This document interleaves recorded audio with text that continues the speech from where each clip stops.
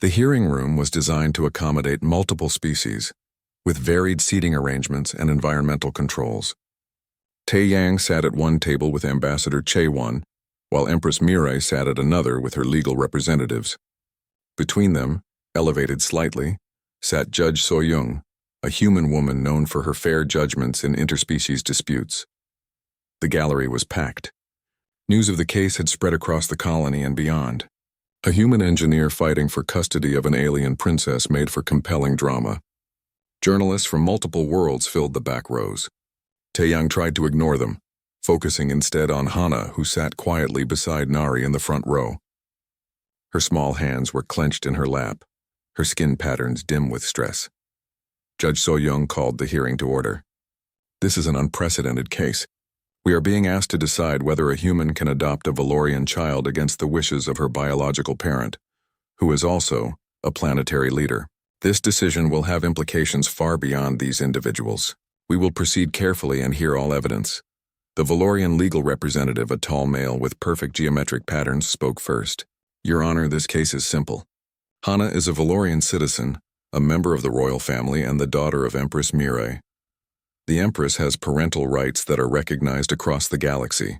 This human was paid to provide temporary care. That arrangement has ended. The child must return to her people and her rightful place. Ambassador Chaewon stood. Your Honor, this case is about a child's welfare, not politics or citizenship. We will demonstrate that returning to Valor would cause significant harm to Hana's mental and emotional health. We will show that she has thrived under Taeyang's care, and that removing her from this environment would be detrimental to her development. The next hours were filled with testimony. Principal Unji spoke about Hana's transformation from a withdrawn, fearful child to a confident student.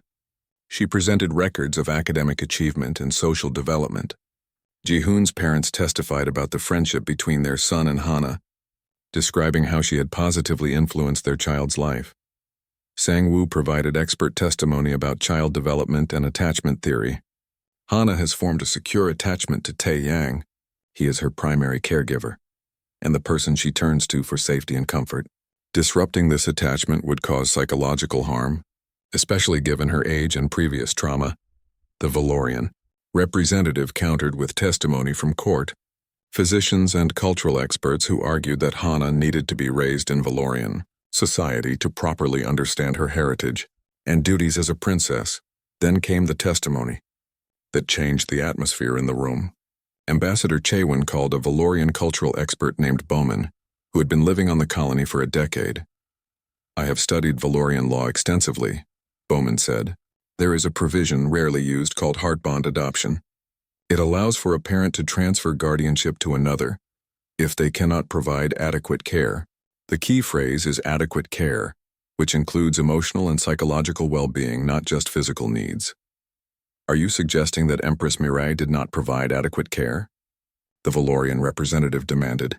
I am suggesting that the environment on Valor was harmful to Hana. The constant mockery, the political pressure, the beauty standards that made her feel defective. These constitute psychological harm. The Empress recognized this and sought an alternative. That was an act of love, not abandonment. Judge So-young leaned forward. Does this heart bond adoption require the biological parent's consent? Yes, Your Honor. Both parties must agree that the transfer serves the child's best interests.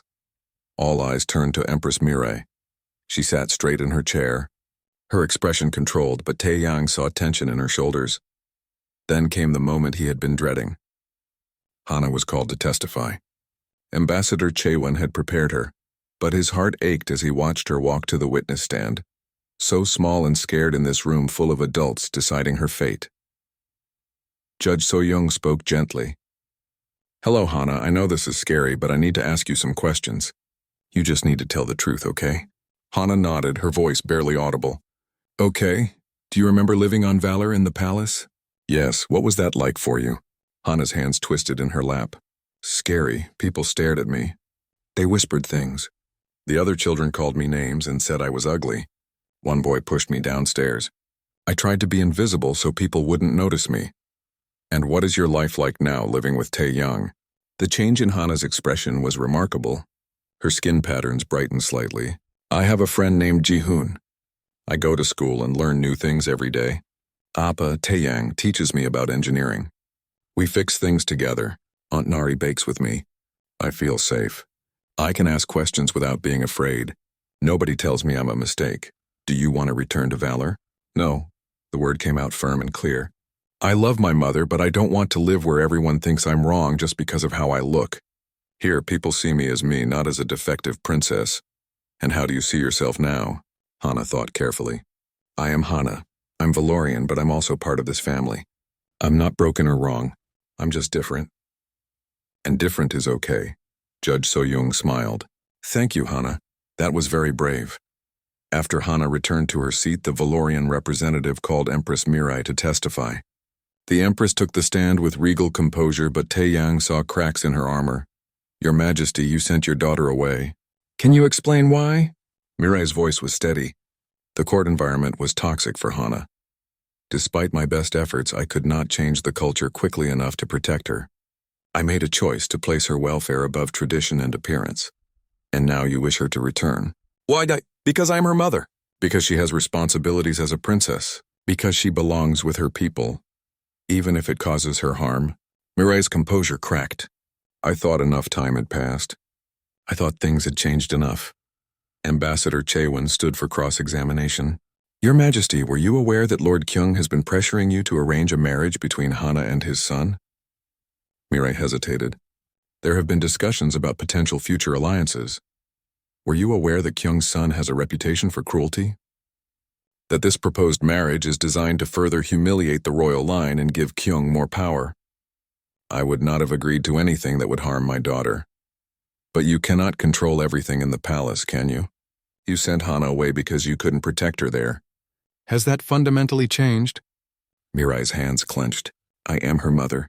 She needs to know her heritage, her culture, her people. She knows her heritage. Taeyang has taught her about Valorian history and traditions. She speaks the language. She knows where she comes from. What she doesn't know anymore is the shame that once defined her existence.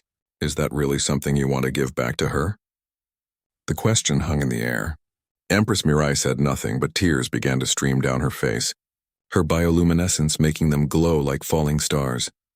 I sent her away because I couldn't bear to watch her suffer, Mirai said, her voice breaking. Every day, seeing her try to be invisible, hearing the whispers, watching her spirit dim, it was destroying me.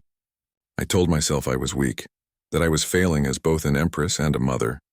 When I sent her to Taeyang, I told myself it was temporary, that I would fix things and bring her home. But the truth is, her voice broke completely. The truth is that I could not fix it. The court is still full of people who judge her. The beauty standards have not changed, and I have been lying to myself that bringing her back would be for her benefit, when really it would be for mine. Because I miss her. Because I want my daughter with me. But wanting her with me doesn't mean it's best for her. The silence in the courtroom was absolute. Judge So-young waited a moment before speaking. Your Majesty, let me ask you directly. Do you believe that Hana is better off with Taeyang? Mirai looked at her daughter, then at Taeyang, then back to the judge. When she spoke, her voice was quiet but clear. Yes, I believe she is better off with him. He has given her what I could not. A childhood free from shame. A home where she is valued for who she is, not judged for how she looks. He has loved her not as a political asset or a royal heir, but simply as a child who deserves love. That is something I failed to provide. She turned to Taeyang, tears still flowing. You have been the father I could not be. You have saved her in ways I could not. I am grateful to you, and I am ashamed that I tried to take her from this. Judge So-young nodded slowly. This court will recess for 1 hour while I consider all testimony and evidence. The wait was agony. Taeyang held Hana, who buried her face in his chest. Nari gripped his shoulder. Sang-woo paced nervously. Across the room, Empress Mirai sat alone, her guard standing at a respectful distance. When Judge So-young returned, the room fell silent. I have reached a decision. This case has challenged me to think beyond traditional legal frameworks and consider what truly serves a child's best interests. After careful consideration of all testimony and evidence, I am prepared to grant Taeyang's petition for adoption, with conditions. Taeyang felt his heart leap, but Judge So-young continued. First, Empress Mirai must formally consent under the Valorian heart bond provision. The message arrived on an ordinary Tuesday morning. Tae-yang was making breakfast while Hana practiced mathematics at the table. Her homework spread around her. The communication device chimed with an incoming priority transmission. He glanced at it and felt his stomach drop. It was from Empress Mirai. "Keep working on your problems," he told Hana, trying to keep his voice steady. "I need to take this in the other room." He went to his bedroom and opened the message. Mirai's face appeared on the screen, older somehow than he remembered, though only 2 years had passed. "Tai-young, I hope this message finds you and Hana well. I am reaching out because circumstances have changed. The political situation on Valor has stabilized significantly. I have remarried, forming an alliance that has strengthened my position considerably. The nobles who once used Hana's appearance against me have been dealt with. It is time for my daughter to return home. She is the royal heir, and she has duties to fulfill. I will arrive at the colony in 2 weeks to retrieve her. Please have her prepared for the journey. I trust you have cared for her well." The message ended. Tae-yang stood frozen, staring at the blank screen. This could not be happening, not now. Not when Hana had finally found happiness and security. But the agreement had always been temporary. Mirai had paid him to care for her daughter until it was safe for her to return. Legally, he had no claim to Hana. She was not his biological child. He was simply the hired caretaker, no matter how much he had come to love her. He returned to the kitchen in a daze. Hana looked up from her homework and her smile faded immediately. "Appa, what's wrong?" "Nothing, sweetheart. Just work stuff." The lie tasted bitter. That evening, after Hana went to bed, Tae-yang contacted Nari. His sister listened to the entire story, her expression growing darker. "She cannot just take Hana back," Nari said firmly. "That child is happy here. She has a life, friends, stability. But she's not legally mine," Tae-yang said. "I was always just temporary. Did you sign any papers? Is there a formal contract?" "Mirai paid me, but it was informal. A private arrangement between us." Nari leaned forward. "Then you need to talk to Ambassador Chaewon. She handles human Valorian legal issues. There has to be something we can do." The next day, Tae-yang met with Ambassador Chaewon in her office. The older woman listened carefully to his story, taking notes. "This is complicated," she said finally. "Hana is a Valorian citizen and a member of the royal family. Empress Mirai has parental rights that supersede any informal arrangement. However, if we can prove that returning to Valor would harm Hana, we might have grounds to challenge the decision." "How do we prove that?" "We would need evidence that her environment on Valor is harmful. Testimony, documentation. Anything that shows returning would not be in her best interest." Over the next week, Tae-yang gathered information while trying to act normal around Hana. Sang-woo helped him research Valorian law and customs. Nari contacted everyone they knew, who might have information about the Valorian court. Then Ambassador Chaewon made a discovery that changed everything. "I've been communicating with some Valorian sources," she told Tae-yang during a secure call. "There are rumors about why Empress Mirai wants Hana back. A nobleman named Lord Kyung has been pressuring the Empress to arrange a marriage between Hana and his son. The son is known to be cruel. This wouldn't be about reuniting mother and daughter. This would be a political marriage designed to further humiliate the royal line and give Kyung more power." Cold rage filled Tae-young. She's 9 years old. The marriage wouldn't happen for years, but the engagement would be announced. Hana would be trapped in a palace where she's despised, preparing for a future with someone cruel. The Empress might not even fully understand what she's agreeing to. Royal marriages are often arranged for political benefit. What can we do? File for adoption under human law. Argue that Hana's welfare is paramount. It will cause an interstellar incident and you'll be going against an Empress. But if you're willing to fight, I'm willing. The hardest part was telling Hana. She deserved to know what was happening, but he dreaded breaking her heart. That evening, he sat her down in the living room.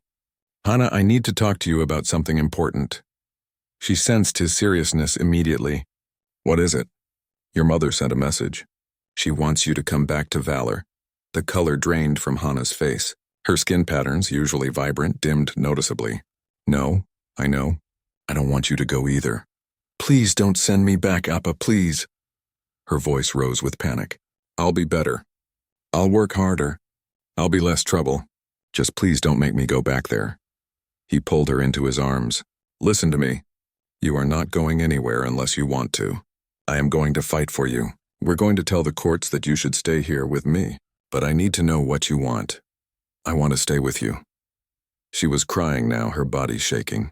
This is my home. You're my father. I don't want to go back to the palace where everyone hates me. Then we'll fight.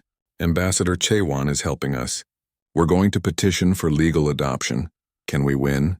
I don't know, he admitted. Your mother has a lot of power, but we're going to try everything we can. The next days were a blur of legal preparation. Ambassador Chewan filed the petition. Principal Yoonji provided testimony about Hana's progress and well-being.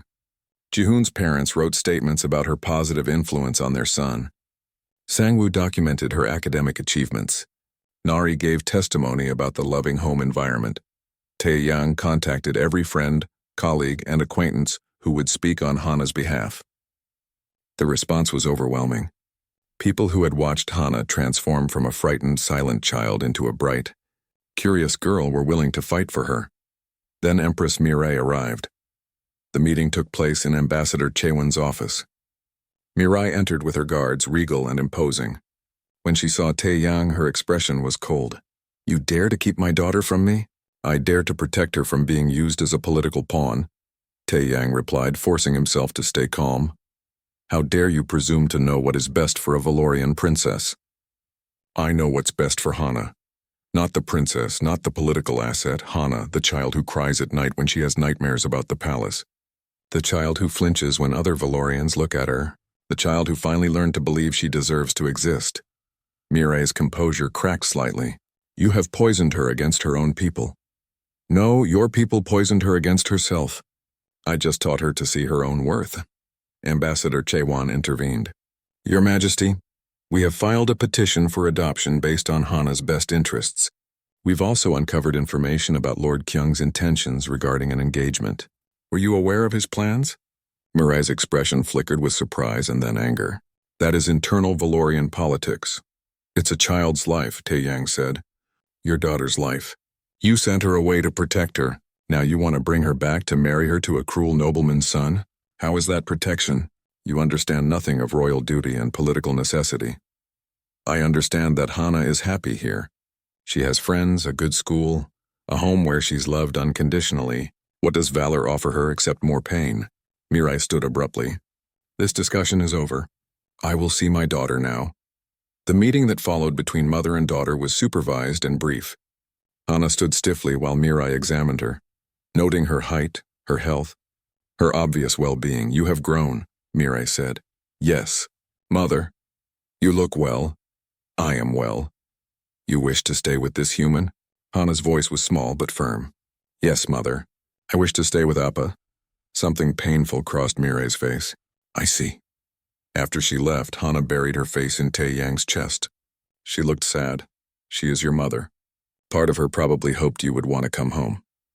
But this is my home. I know, sweetheart. I know. The formal hearing was scheduled for the following week. Taeyang tried to prepare himself for the fight ahead, but uncertainty gnawed at him. Could love truly triumph over law and politics? Would a human be allowed to keep an alien princess? He did not know. But he would fight with everything he had, because that was what fathers did. 6 months had changed everything. Taeyang stood at the entrance of the Multicultural Learning Center, holding Hana's hand. She gripped his fingers tightly, anxiety radiating from her small body. What if they don't like me? She whispered. Then they're missing out on knowing an amazing person, he said. But I think you'll find some friends. Principal Yoonji runs a good school. She doesn't tolerate cruelty. The school served children from multiple species, human, Valorian, Talaxian, and others. The building itself was designed with different environmental needs in mind, with temperature-controlled sections and varied lighting.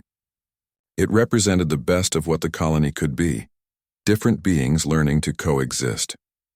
Principal Yoonji met them in her office, her warm smile putting Hana slightly at ease. Welcome, Hana. We're excited to have you join us. Would you like to see your classroom? The classroom held about 20 students of various species. They looked up with curious eyes when Hana entered. Taeyang saw her shoulders hunch, her instinct to make herself smaller. He wanted to scoop her up and take her home where she felt safe, but he knew she needed this. She needed to learn that the world could hold kindness as well as cruelty. "This is Hana," Principal Yoonji announced. "She's joining our class. I expect everyone to make her feel welcome." Taeyang knelt down and hugged his daughter. "You'll be great. I'll be back to pick you up after school. Promise?" she asked. "Promise." He left with a heavy heart, going to work but checking his communication device constantly. When school ended, he arrived early and waited anxiously. Hana emerged from the building with careful steps, her expression neutral. Then she spotted him and ran forward, and he felt relief flood through him. "How was it?" he asked. "Okay," she said, which in child speak could mean anything from wonderful to terrible. That evening, as they ate dinner together, she told him more. Some of the kids stared. One Valorian boy said my patterns looked weird, but a human boy named Jihoon told him to be quiet. He said my patterns looked like art. Jihoon sounds like a good kid. He asked if I wanted to sit with him at lunch tomorrow. "Are you going to?" She nodded, a small smile appearing. "I think so." The friendship between Hana and Jihoon grew steadily. The human boy was small for his age, often picked on by bigger kids, and he recognized a kindred spirit in Hana. They ate lunch together, worked on projects together, and defended each other against occasional cruelty. Taeyang met Jihoon's parents, who seemed genuinely kind people, and soon the two children were having regular playdates. At home, life settled into comfortable rhythms. Hana helped Taeyang cook dinner, though she could not eat all human foods. They had learned through trial and error what made her sick. She did homework at the kitchen table while he worked on repair projects. They watched educational programs together, Hana asking endless questions that he answered patiently. The workshop remained their special place. She had a talent for engineering that impressed him. Her small hands could manipulate delicate components that gave his larger fingers trouble. Her spatial reasoning was extraordinary, able to visualize how complex systems fit together. He taught her everything he knew, and she absorbed it all eagerly. One evening, 3 months after school started, something shifted. They were working on a salvaged robot arm, trying to restore its mobility. Hana was concentrating intensely, her tongue sticking out slightly as she reconnected micro-wires. "Appa, can you hand me the micro-welder?" She said it so naturally that he almost missed it. Appa, the Korean word for father. His hand froze halfway to the tool. "What did you call me?" She looked up, suddenly uncertain. "I'm sorry. Is it wrong?" Jihoon calls his father Appa, and I thought, "But if you don't want me to, I won't." "No." His voice came out rough with emotion. "No, it's not wrong. It's perfect." Her face brightened. "Really?" "Really." He set down his tools and pulled her into a hug. She wrapped her small arms around his neck, and he felt tears sting his eyes. For the first time in 6 years, someone called him father. It hurt and healed simultaneously. "You're my Appa now, right?" she asked against his shoulder. "Yes." "And you're my daughter." She pulled back to look at him, her expression serious. "Even though I'm not human?" "Species doesn't matter. Love makes a family, not biology." Life was not without challenges. Hana still struggled with her appearance. She avoided mirrors and flinched when other Valorians looked at her. One day she came home from school with her face wet with tears. A visiting Valorian diplomat's child had called her the Princess of Mistakes in front of the whole cafeteria. Taeyang held her while she cried, anger burning in his chest. When the tears finally stopped, he led her to his workshop. He pulled up images on his datapad: Earth's oceans, nebulae in space, abstract art, fractals in nature. "Look at these," he said. "Humans have always celebrated patterns like yours. Asymmetry, chaos, organic flow. We find it beautiful. Your patterns look like waves, like clouds, like galaxies. On Earth, people pay money for art that looks like what's naturally on your skin." She studied the images, wonder replacing pain. "Really? Really? Your people have one standard of beauty, but the universe is vast, Hana.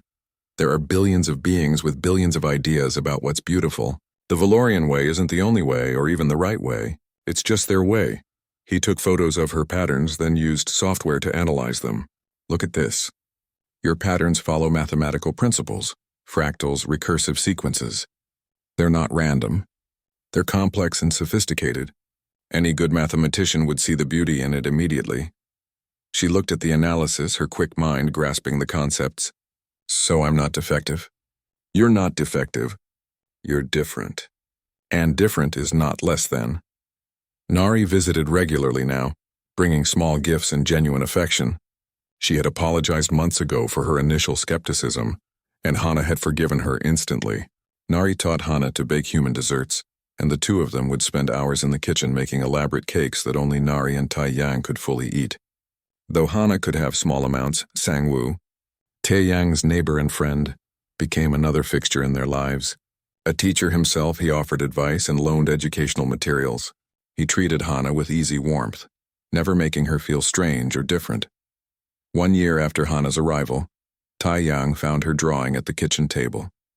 She had sketched their apartment, the workshop, the school, and stick figures representing him, herself, Nari, Ji-hoon, and Sang-woo.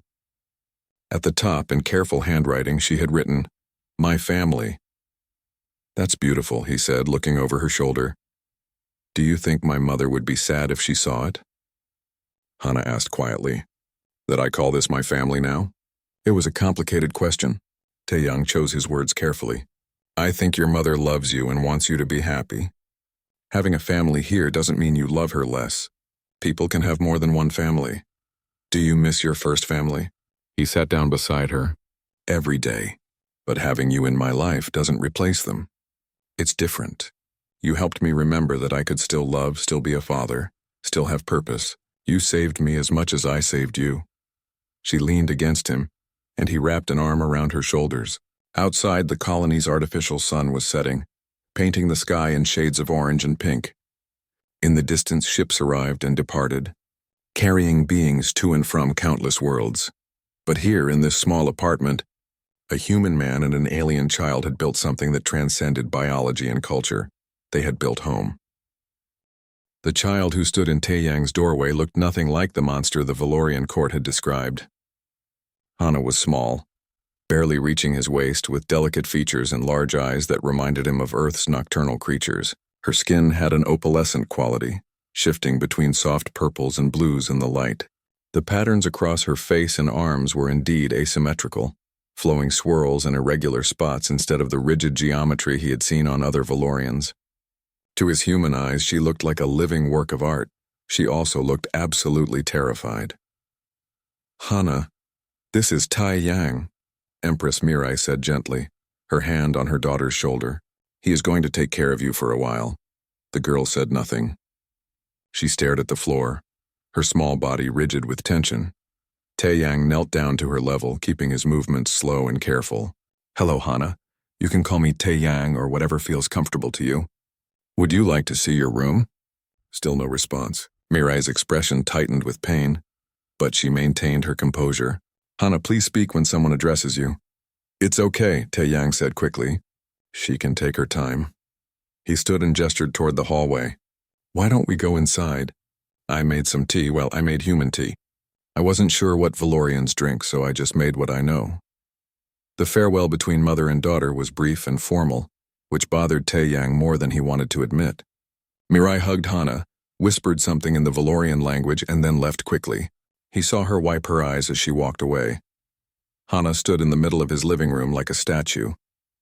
She held a small bag that apparently contained all her possessions. The apartment suddenly felt too large and too empty. "Are you hungry?" Taeyang asked, a tiny shake of her head. "Thirsty?" Another shake. "Would you like to see your room?" Finally, a small nod. He led her to the spare bedroom. He had spent the past 3 days preparing it. The walls were painted a soft blue. He had bought a bed sized for a child, some books about space and planets, and a few stuffed animals that the store clerk had recommended. Looking at it now, he worried it was not enough, or maybe too much. He had no idea what alien children liked. Hana entered the room silently. She set her bag on the floor and sat on the edge of the bed, hands folded in her lap, staring straight ahead. "I'll be in the kitchen if you need anything," Taeyang said. "You can explore or rest or whatever you like. This is your home now." No response. The first week was difficult. Hana barely spoke, barely ate, barely moved. She obeyed instructions immediately, almost desperately, as if afraid that any hesitation would result in punishment. When Taeyang asked if she liked her room, she said yes in a voice so quiet he barely heard it. When he asked what she wanted for dinner, she said anything was fine. When he asked if she wanted to watch something on the view screen, she said whatever he preferred. She was trying to be invisible. His sister Nari visited on the fourth day. She took one look at Hana sitting perfectly still on the couch and pulled Taeyang into the kitchen. "Are you sure about this?" Nari asked in a low voice. "She's not even human. What do you know about raising a Valorian child? What if she gets sick? What if there are cultural things you don't understand? And honestly, Appa, you've barely recovered from your own grief. Is this really wise?" "She's a child who needs help," Taeyang said. "That's all that matters. But she's not your child. She is now." Nari sighed but did not argue further. Before she left, she knelt in front of Hana and smiled warmly. "Hello, I'm Nari. I'm Taeyang's sister, which I suppose makes me your aunt now. It's nice to meet you." Hana whispered something that might have been a greeting. After Nari left, Taeyang sat on the couch next to Hana, not too close, giving her space. "You don't have to be afraid here. You can say what you want, ask for what you need. If something bothers you, tell me. If you're hungry or cold or uncomfortable, just say so. You're allowed to take up space." The girl's lower lip trembled. "What if I make mistakes?" The question broke his heart. "Then you make mistakes. That's what children do. That's what adults do too. It's okay, but what if you send me back?" Ah, there it was. The fear underneath everything else. "I'm not going to send you back, Hana. I promised your mother I would take care of you, and I meant it. You're safe here." That night he heard crying from her room, soft muffled sobs that she was clearly trying to hide. He stood outside her door, hand raised to knock, uncertain if she wanted comfort or privacy. In the end, he knocked gently. "Hana, may I come in?" The crying stopped abruptly. After a moment, a small voice said, "Yes?" She was sitting on her bed, her face wet with tears that shimmered slightly in the dark. Bioluminescent, he realized. Even her tears glowed faintly. "I miss my mother," she whispered. "That's okay. It's okay to miss her. But she sent me away because I'm ugly." Taeyang sat on the edge of her bed, anger rising at whoever had taught this child such a terrible lie. "You're not ugly, Hana, not even a little bit. But everyone says, everyone is wrong." He kept his voice gentle but firm. "Do you know what I see when I look at you?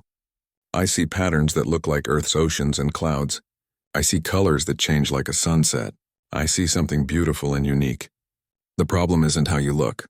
The problem is that some people only know one way to see beauty." She looked at him with wide, disbelieving eyes. "You really think I'm not ugly? I really think you're beautiful." Something shifted in her expression. Not quite trust, not yet, but maybe the smallest beginning of hope. The breakthrough came 2 weeks later.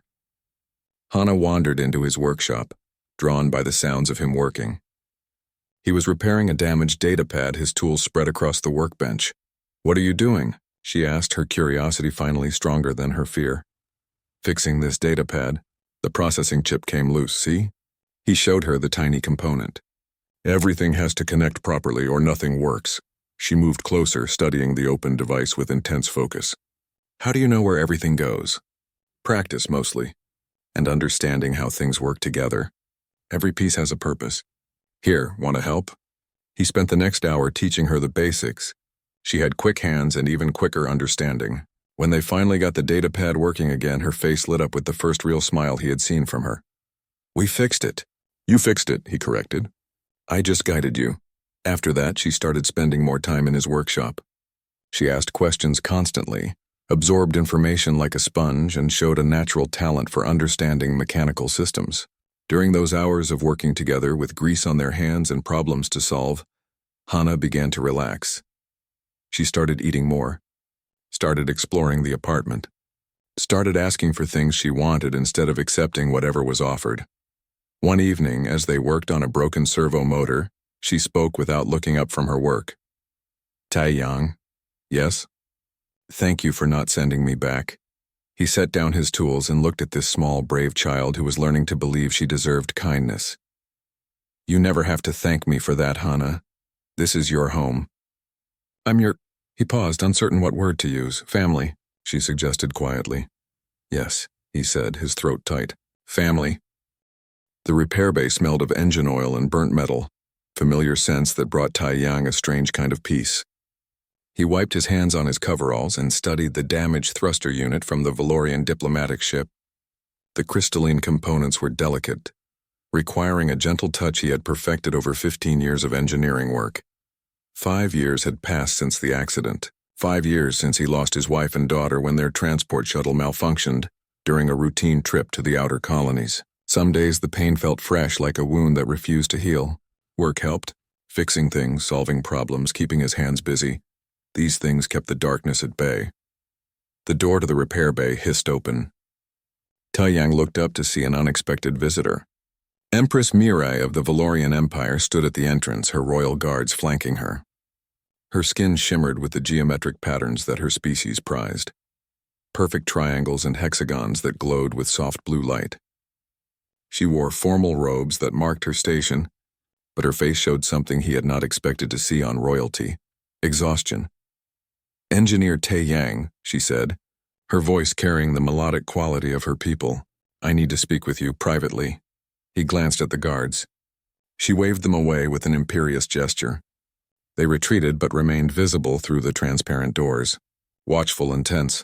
"Your ship will be ready tomorrow, Your Majesty," Taiyang said, uncertain what else an empress might want from a simple mechanic. "I am not here about the ship."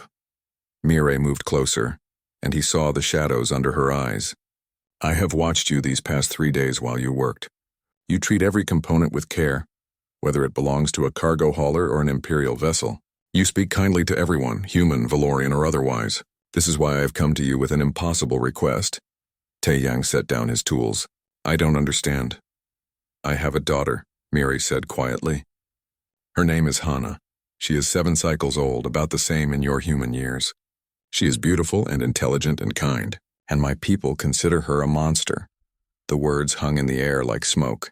Taiyang waited, sensing that interrupting would break whatever fragile courage had brought an empress to him. "Valorian beauty is measured by symmetry and geometric precision in our skin patterns," Mirai continued. "Hana was born with irregular markings, swirls and curves instead of straight lines, dull colors instead of bright luminescence. The court physicians say it is a harmless genetic variation, but culture cares nothing for science. They whisper that she is cursed, that her appearance weakens the royal bloodline. My political enemies use her as a weapon against me, calling me unfit to rule if I cannot even produce a proper heir." Taiyang felt his chest tighten. He thought of his own daughter, who had his wife's bright smile and curious nature. What would it have done to her to be called a monster? "I am sorry for your pain, Your Majesty, but I still don't understand why you are telling me this." Mirai met his eyes. "I need someone to take her, to raise her away from the court, away from the poison and mockery, somewhere she can grow without hearing every day that she is defective." The request struck him like a physical blow.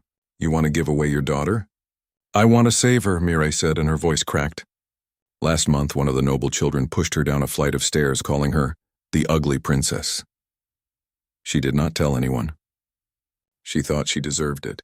She is 7 years old, and she believes she deserves to be hurt because of how she looks." Taiyang's hands clenched into fists. Anger rose in him, hot and sudden. "I have wealth," Mirai continued. "I can pay you whatever you ask. I have connections. I can ensure your career prospers. I can provide anything you need for her care. I only ask that you treat her with kindness, that you let her be a child instead of a political liability. And you think giving her to a stranger is the answer?" The words came out harsher than he intended. "I think keeping her in a palace where she is despised will kill something vital in her spirit long before it kills her body," Mirai said. "I have tried to protect her. I have punished those who mock her, but I cannot change an entire culture's standard of beauty, and I cannot watch her every moment. My enemies grow bolder. There are whispers of arranged marriage to a cruel nobleman who would use her as a puppet. I am running out of options and out of time." Taiyang turned away, staring at the half-repaired thruster without really seeing it. The request was insane. He was a widower who could barely manage his own grief. What did he know about raising a child, especially an alien child from a completely different species? But he remembered his daughter's face. He remembered how she used to bring him injured insects she found, begging him to help them. He remembered her belief that everything and everyone deserved kindness. "Why me?" he asked finally.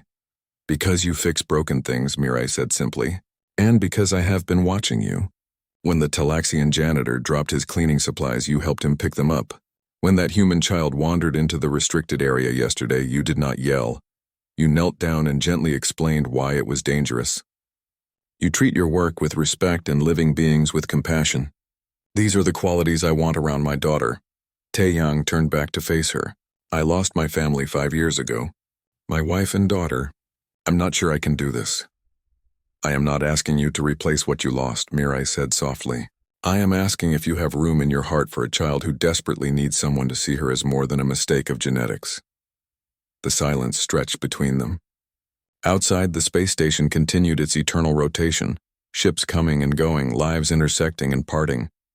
Taeyang thought about his empty apartment, the spare bedroom he had not entered in 5 years, the evening spent alone with his grief and his memories. He thought about a 7-year-old girl who believed she deserved to be pushed downstairs. I'll do it, he heard himself say, not for money or career advancement.